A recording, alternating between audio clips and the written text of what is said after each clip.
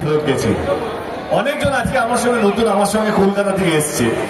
আমরা যখন বাসে আসছিলাম আমি একটাই কথা বলছিলাম, যখন বালুরঘাটে ঢুকবে সব পরিবেশ কিন্তু পাল্টে যাবে। কিন্তু এত এত এত ভালোবাসা পাবে যেটা তোমরা কল্পনা করতে পারবে না। এক্স্যাক্টলি। তো আমি আমার টিমকে জিজ্ঞেস করতে চাইছি, অনির্বাণ কেমন লাগছে? অনির্বাণ সামনে এসো ভাই। সুপার সুপার সুপার লাগছে। আমি আগেই বলছিলাম যে এরকম একটা বড় ছবি যেটাকে বলা হচ্ছে বাংলার বাহুবলী, এত বড় ক্যানভাসে এত মানুষের সামনে কমার্শিয়াল সিনেমা, বড় সিনেমা মানে মানুষের, এই আইডিয়া দেবে যে মানুষের ছবি যদি করতে হয়, মানুষের কথা যদি বলতে হয়, তাহলে মানুষের কাছে গিয়ে বলতে হবে। আপনারা ভাবুন, আমরা কিন্তু কলকাতার কোনো মলে, কোনো ক্যাফেতে, কোনো দোকানে গিয়ে ছবির প্রমোশন করতে আসিনি। আমরা ছবির প্রমোশন করতে কোথায় এসেছি? এত দূরে কোথায় এসেছি? এক্স্যাক্টলি। এটা দেবের আইডিয়া। খাদানেও প্রমাণ করে দিয়েছে যে বাংলা ছবি শুধু শহরের নয়, আবার হাত ধরে জেলার মানুষের কাছে ফিরবে। বাংলা ছবি সব বাঙালির। জয় বাংলা সিনেমা।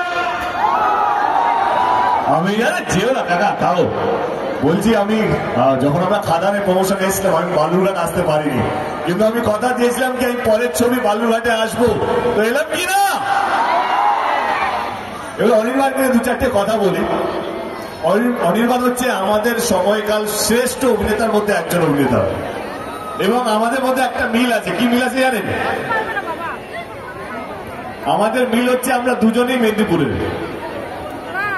ও পূর্ব, আমি পশ্চিম, এবং ও যা পাঠ করেছে পুরো ছবিটা জুড়ে আমার মনে হয় কি অনির্বাণকে যারা দেখে এসছেন এত বছর ধরে, এটা ওর সঙ্গে আমার 3 নম্বর ছবি, আরশিনগর গোলন্দাজ এবং এটা রঘুডাঙ্গা। আমার মনে হয় ওর মতো হচ্ছে ভালো আমার মনে হয় না কেউ করতে পারতো রঘুডাঙ্গাতের এই চরিত্রটা। তো যখন আপনার সিনেমা হলে ছবিটা দেখবেন, কোথাও কোথাও আমাকেও টপকে গেছে, কিন্তু সেটা সিনেমার স্বার্থে ভালো। I am so happy and proud of him কে আজকে একটা ছেলে গ্রাম থেকে আসা এবং নিজের নাম, নিজের সমস্ত কিছু নিজের পরিশ্রম দিয়ে করেছে। তো I am very happy and thank you Anirban, যেটা ও বললো কি হ্যাঁ রঘুডাঙ্গাতে আমি ওকে প্রথম দিন থেকে চাইছিলাম। যখন আমাদের মিটিং হচ্ছিল শ্রীকান্ত মহাতার সাথে, যিনি আমার পার্টনার এসবিএফ এর কর্ণধার, যখন এই ক্যারেক্টারগুলো লেখা হচ্ছিল তখন প্রথম নামটা আমি বলেছিলাম যে আমাকে এই ছবি যদি করতেই হয় তাহলে আমি অনির্বাণ ছাড়া করতে পারবো না। এবারে এর উপরে পুরো ডিপেন্ড করতে অনির্বাণ হ্যাঁ বলবে কি না, কারণ চরিত্রটা একদমই অন্যরকম। ওটা শুনে আমার কোথাও মনে হয়নি, আমাকে বলেছিল বিকেলবেলা আমি তাকে ফোন করে জানাচ্ছি স্ক্রিপ্টটা শোনার পর, এবং বিকেলের মধ্যে আমাকে হ্যাঁ বললে, and that's how Raghudanga happened. Thank you Anirban, thank you so much. আমার সঙ্গে প্রথমবার এসছে আমার ছবির পরিচালক ধ্রুব ব্যানার্জি। ধ্রুবদা সামনে এসো।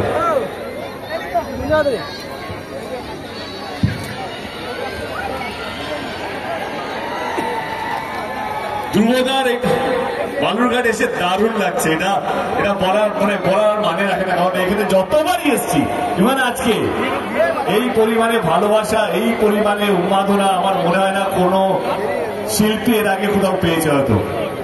আমি ধ্রুবদাকে বলছিলাম যখন আমরা প্ল্যানিং করছিলাম,